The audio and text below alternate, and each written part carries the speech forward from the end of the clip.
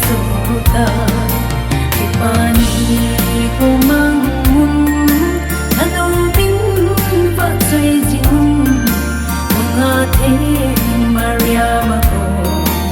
ahum pendo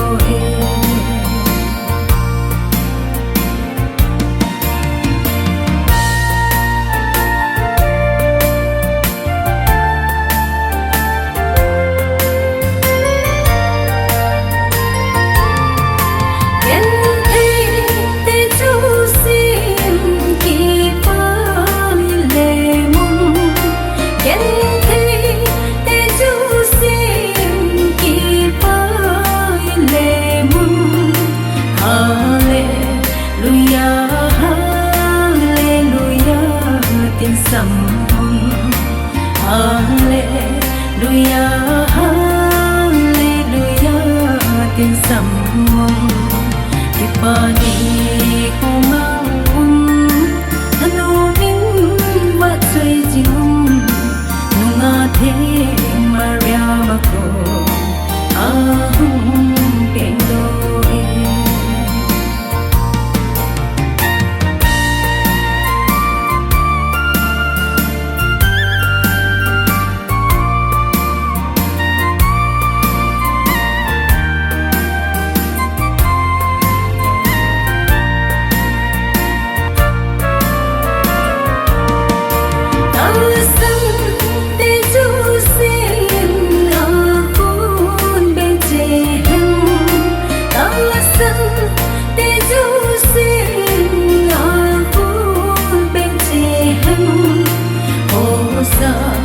na Hosanna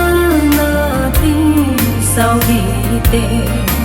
Hosanna tin sao đi tê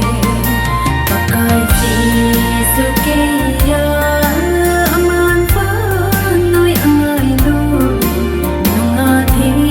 Maria mako ahum pindo